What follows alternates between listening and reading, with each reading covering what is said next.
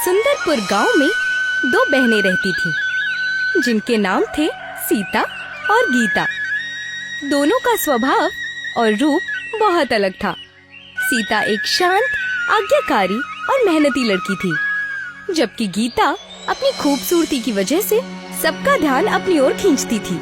लेकिन वो घमंडी और मगरूर थी। सीता घर के सारे कामों को बहुत अच्छे और दिल लगाकर करती। गीता हालांकि खूबसूरत होने के बावजूद घर के कामों से बचने की पूरी कोशिश करती। वो अपने खूबसूरती को लेकर बहुत गुरूर करती। गीता, क्या तुम मुझे साफ सफाई करने में मदद करोगी? मैं और साफ सफाई? तुम्हारा दिमाग तो ठिकाने पर है। ये घर के काम मुझसे नहीं होंगे। इससे मेरी खूबसूरती पर बुरा असर होगा। तुम्हारा रूप कितना सादा है। अगर तुमने ये काम किए भी तब तो कोई फर्क नहीं पड़ने वाला। रूप तो एक दिन ढल जाएगा गीता, मगर मेहनत और सच्चाई हमेशा बनी रहती है। मुझे खुश रहने के लिए खूबसूरती की जरूरत नहीं है। मैं जो हूँ, जैसी भी हूँ, खुश हूँ। तुम्हारी बातें मुझे कभी समझ में नहीं आती सीता। अगर तुम खुश हो तो मुझे क्यों कह रही हो काम में मदद करने के लिए? ताकि तुम भी ये सब काम सीख सको। देखो, मुझे नहीं सीखनी ये सारी चीजें, समझी? एक दिन एक जलसे के दौरान एक मुकाबले के बारे में घोषणा की गई। सुनो सुनो सुनो, कस्बे के सभी औरतों के लिए खुशी की बात है। हमारे कस्बे में एक नई प्रतियोगिता आयोजित की गई है। और इतना ही नहीं, इस प्रतियोगिता को जज करने के लिए शहर से जाने माने हीरो राजेश कुमार आने वाले हैं। और जो औरत प्रतियोगिता जीतेगी उसे राजेश कुमार के साथ उनकी फिल्म में काम करने का मौका मिलने वाला है।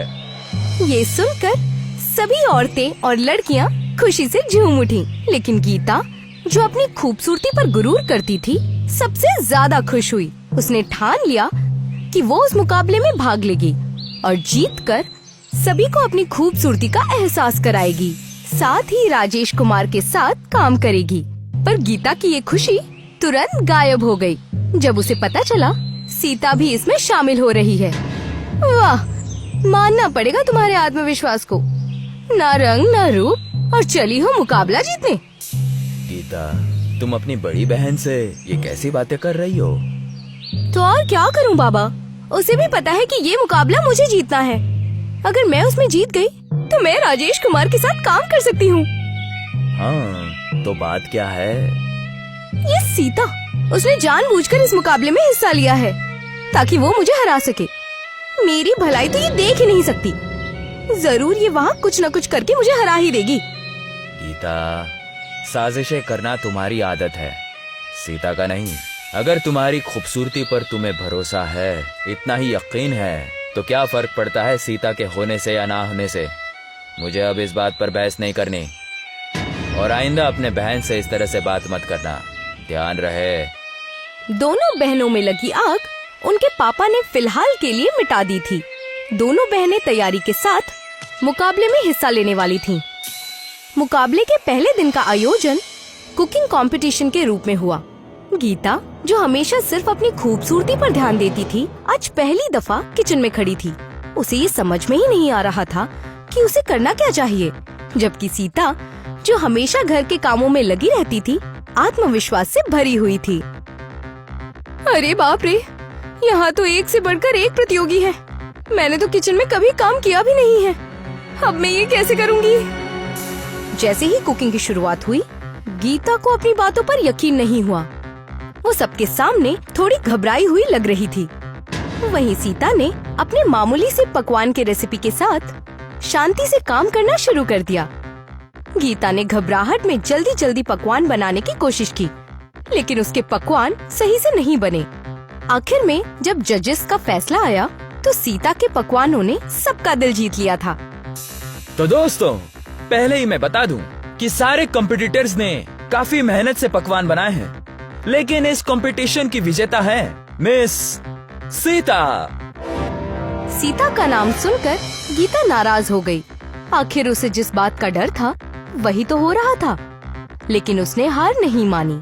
उसने अगले दिन के लिए जमकर तैयारी करने की ठान ली।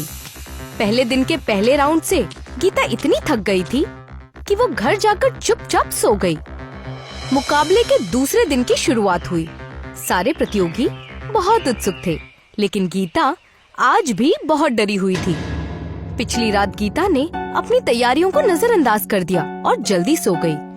उसे इसका अफसोस हो रहा था। अब डरने से क्या होगा, सोने से पहले ही याद नहीं आया। सच, सीता की बात मानकर ये सारी चीजें सीख लेनी चाहिए थी। गीता अपनी गलती की वजह से खुद को कोस रही थी कि तभी सीता ने उसकी सारी बातें सुन ली।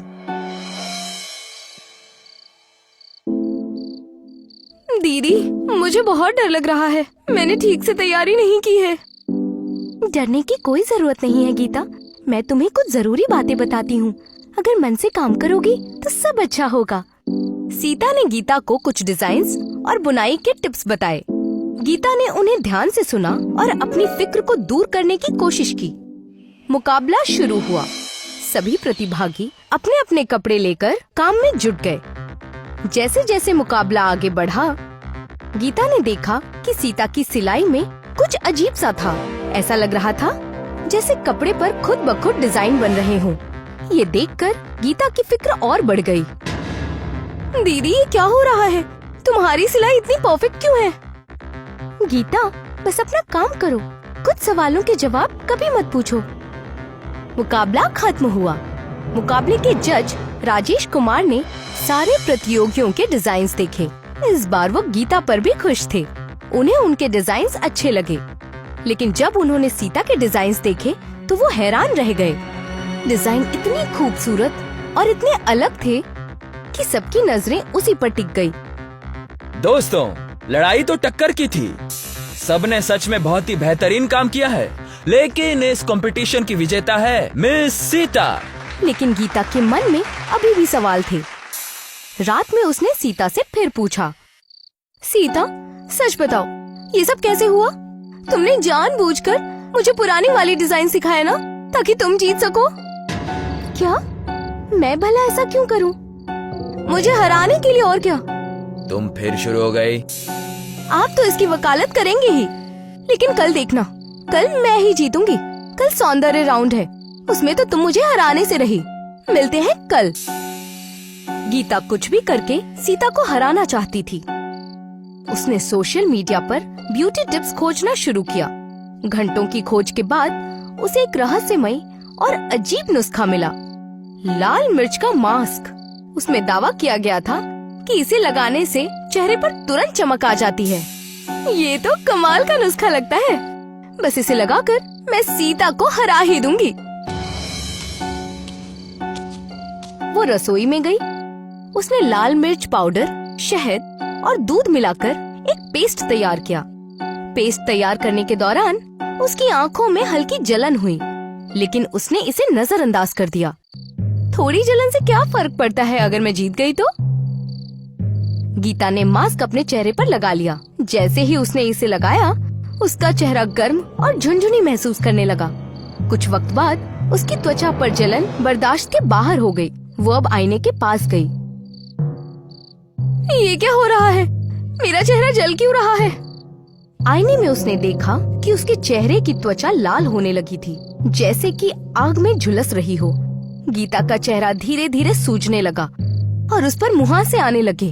वो डर के मारे चिल्लाने लगी। ये मेरे साथ क्या हो रहा है? अब मैं क्या करूं? क्या करूं मैं? उसकी चीखें सुनकर सीता कमरे में आई। उसने गीता को देखा, लेकिन अब वो पहचानने लायक नहीं थी। गीता का चेहरा भयानक और खराब हो चुका था। गीता, ये तुमने क्या किया? तुम यहाँ क्या कर रही हो? तुम्हारे चेहरे को क्या हुआ? कुछ नहीं, तुम निकलो यहाँ से। सीता गीता की हालत देखकर चौंक गई थी। गीता के चेहरे को क्या हुआ था, इसका उसे कोई अंदाजा नहीं था। खूबसूरती के मुकाबले का दिन आ चुका था। गीता ने लाल मिर्च का मास्क लगाने के बाद जो भुगता था, उससे उसका चेहरा खराब हो चुका था।